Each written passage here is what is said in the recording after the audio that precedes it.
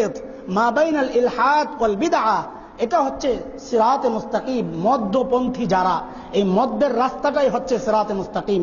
এখন শুধু আমরা দেখাবো যে উলামায়ে দেওবন্দ তারা ডানে আছে না বামে আছে, আমাদেরকে দেখাও।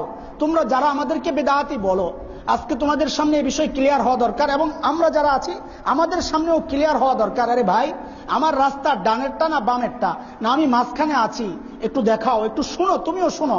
তুমি আমাকে শিরিক করছি, আমাকে মুশরিক বলছো, বুঝেই বলছো, আমাকে বিদআতি বলছো, বুঝেই বলছো, নাকি সেই বেরলভীদের প্রপাগান্ডার মতো নতুন কোন প্রপাগান্ডার শিকার তুমি হয়েছো? আমরা জানি ইংরেজদের সময় যখন ইংরেজরা উলামায়ে দেওবন্দকে কোনোভাবেই দমাতে পারছিল না, তখন তারা গোলাম আহমদ কাদিয়ানী নামক এক শয়তানকে দাঁড় করিয়ে দেয়, যে কিনা নবুয়তের দাবি করে, জিহাদকে হারাম বলে ফতোয়া দিয়ে দেয়। সে ওই ইংরেজরা বেরলভীদেরকে দাঁড় করিয়ে দেয়, ওই বেরলভীরা কিতাব লেখে, ওই কিতাবের মধ্যে মিথ্যা কথা, জাল কথা, উলামায়ে দেওবন্দের আকীদা না এমন আকীদাগুলো লেখে লেখে সৌদি ওলামাদের কাছে পাঠায় বলে যে এই হচ্ছে উলামায়ে দেওবন্দ, তারা এই শিরক করে, এই শিরক করে, এই শিরক করে। উলামায়ে দেওবন্দের এই সমস্ত আকীদা দেখে সৌদির উলামায়ে কেরাম ফতোয়া দিয়ে দিচ্ছেন যে তাইলে উলামায়ে দেওবন্দ মুশরিক, বা সৌদি থেকে ফতোয়া নিয়ে আসছে।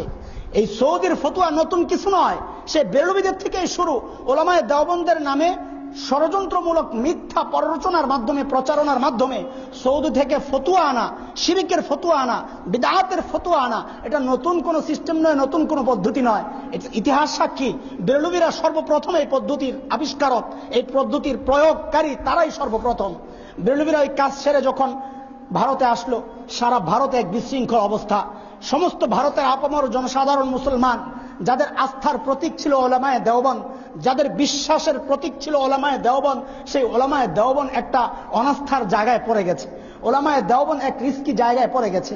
যাদেরকে উলামায়ে আহলুল আরব, আরবের আলেমরা যাদেরকে বিদআতি বলেছে, যাদেরকে মুশরিক বলেছে, সেই উলামায়ে দেওবন্দকে তারা কি করে বিশ্বাস করে? কিন্তু উলামায়ে দেওবন্দ এমন এক জাতি, ভ্রান্ত যেদিক থেকে এসেছে, যেই ভেসে এসেছে, কাদিয়ানির ভেসে হোক, ইংরেজদের ভেসে হোক, দালালের ভেসে হোক, নাস্তিকের ভেসে হোক, মুরতাদের ভেসে হোক, উলামায়ে দেওবন্দ শুরু থেকে আজ পর্যন্ত সে প্রমাণ দিয়ে আসছে। ইনশাআল্লাহ কিয়ামত পর্যন্ত সে প্রমাণ দিয়ে যাবে। বাতিল তুমি যেদিক থেকে আসো, উলামায়ে দেওবন্দ তোমাকে প্রতিহত করতে প্রস্তুত আছে ইনশাআল্লাহ তাআলা। সেই সময়ের উলামায়ে দেওবন্দ চুপ থাকেন নাই, তারাও ময়দানে নেমেছিলেন, তারাও কিতাব লিখেছেন, চিঠি লিখেছেন সৌদি ওলামাদের উদ্দেশ্যে যে আমাদের যে আকীদার কথা বলা হয়েছে এটা মিথ্যা কথা, আমরা এই আকীদা বিশ্বাস করি না, আমরা হাজির নাজিরে বিশ্বাস করি না।